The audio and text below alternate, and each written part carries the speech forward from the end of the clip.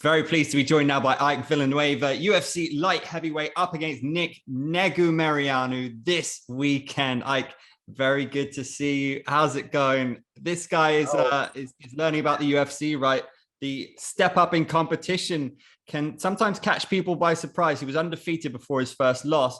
Is that something you've noticed that fighters go through when they step up to the big time?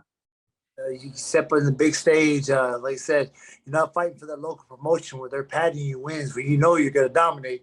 You just got to get it done. Here, it's Vegas. You don't know. You're gambling every time you step on the stage because here in the UFC, we're all dangerous. We all have a talent. We're all here for a reason. So, hey, man, he's rolling the dice, and he took this fight. When they called me, there was no doubt, no hesitation. Let's go. Because as a guy my age, I get motivated fighting these younger fighters. And, man, let's go. Man, that 10-1, that got me excited, man. So it's my job, really. You got the 26-year-old versus the 37-year-old vet. Man, let's go. I'm ready.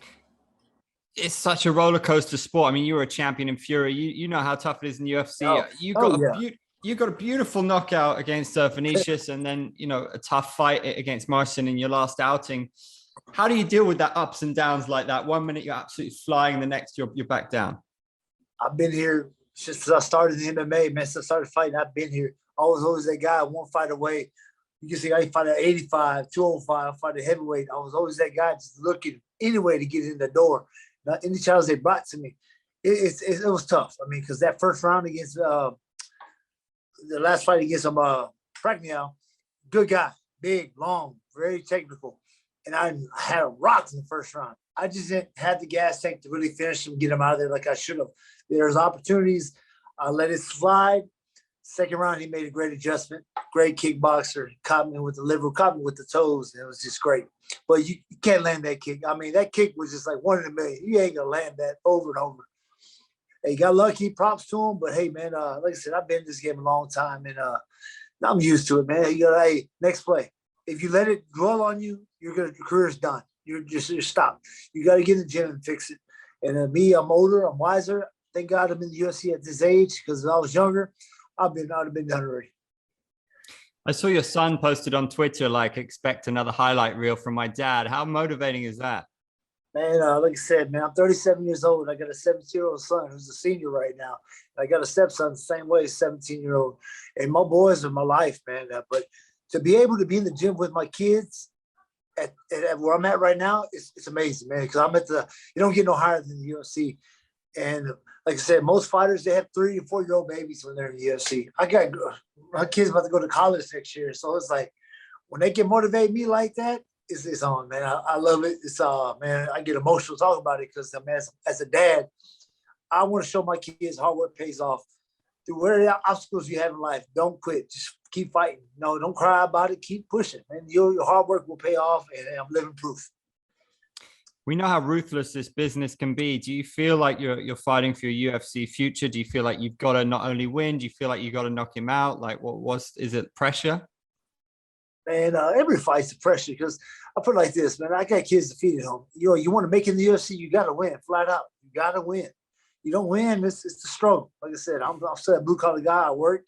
I still fight because you got to win to really make it, to really push it, to get there. Like I said, man, I already got that bonus. I've been a little comfortable a little bit. I could have came back to Vegas to Shrimp Couture and got more training here. But I'm back at home and really pushing with my team, man.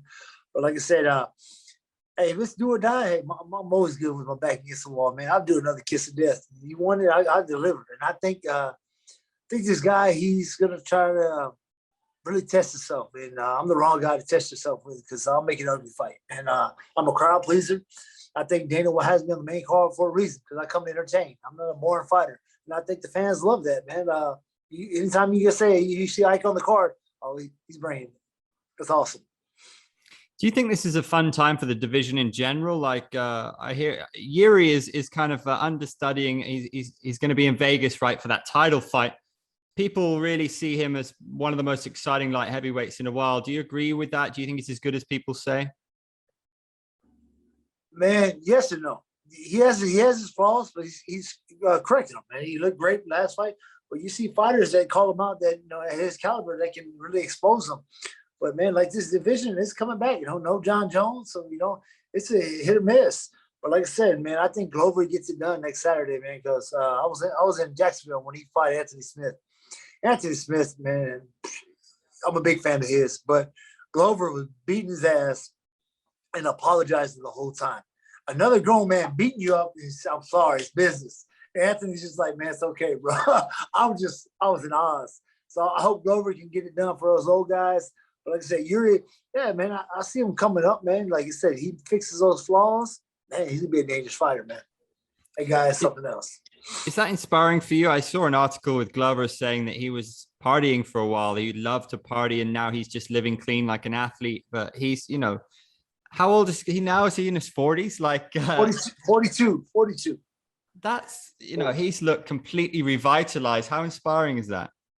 Big, man. Like I said, last time in Vegas, I was outside on the patio. We were just talking. Like I said, I was like, man, I don't know how long I can keep on going. He goes, like, I'm 42. You're heavy-handed. You're still getting better all around. Keep on pushing. So that's my goal. If I can make it to 42 and be like Glover, that's awesome, man. I'm good up at the top. My mentals are good. I ain't got a lot of damage. So, man, we'll see what happens. But that's something to look up to, man. I'm very proud of what he's doing. But like I said, I'm glad he admitted. That takes a lot on the fighter to admit his downfalls. See, I got a drinking problem, got a drug problem, stuff like that. When you can answer your flaws and man up to it, man, that's a man right there. So I hope he gets it done, man. Jan as well, in a way, right? Is that something interesting about this sport, that people can just surprise you? They can come back and really, they can find their groove all of a sudden.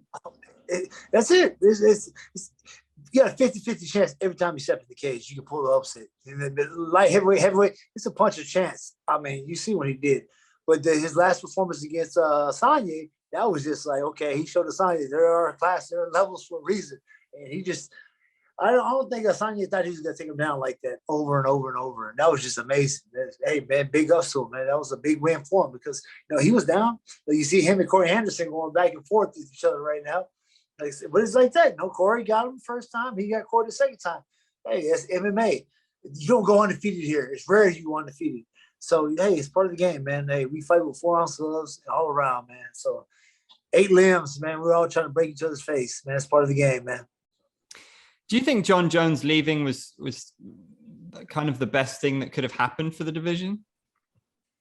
But for the new guys, yeah, let everybody see who else is out there, who's a new contender. Because, when John Jones was up there, it was John Jones for the longest. I mean, you had John Jones going to fight the same guys repetitive over and over because there was no new guys coming up. And now you see these, the younger generation coming up. You say, okay, all right, here we go, man. Because during the COVID, man, a lot of young guys had the opportunity to show, man. So it's great that he's been gone, but I'm excited to see him come back. If he comes back to heavyweight, I really want to see it because he is the GOAT, man. Till you beat John Jones, and you're the man. Right now, John Jones is the only one beating himself, man. It sucks, but, man, he's still the GOAT. This game kind of attracts some really interesting characters. It takes a very special person to be able to put it all in the line and kind of go into a locked cage with another individual who wants to take your head off, right? So do you sympathize with Jones and McGregor and like kind of the things, they're demons, I guess, or do you think they need to figure it out and kind of keep straight? Man, it's hard, man, because like I said, I mean, when you come from nothing, then you get all this money.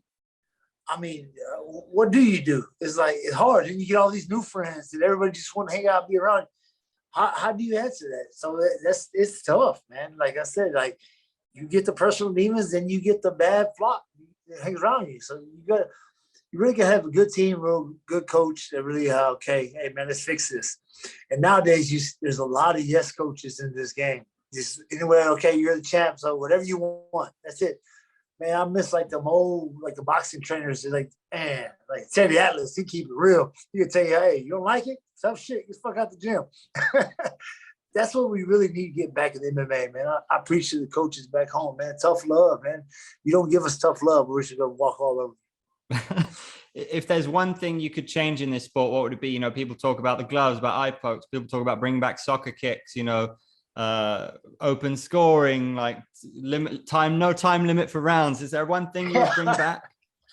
Open scoring, yes. Open scoring. And these guys with these eye pokes, cage grabs. It's one point. there's no accident. It's not accidental. You know what the hell you're doing. I mean, you're in the gym training. I can grab the cage. I'm gonna get away with the first one. And you getting away with that first cage grab, it's big. That's the momentum changer. And like I said, I wish they would start penalize these guys, man, with the weight cut. I'll tell you what, man, a lot of guys missing weight, man. Fix this shit. Quit trying to give us 10%. That's bullshit. Because that 10% is nothing. When I got to cut those last 4 pounds, those are hell. And the other guys just say he's tapping out 4 pounds, so he's not really getting the cut. Hell no, man. 50%. Flat out. Has to be. Sounds sensible to me, mate. Nice one, Ike. Yeah, appreciate it.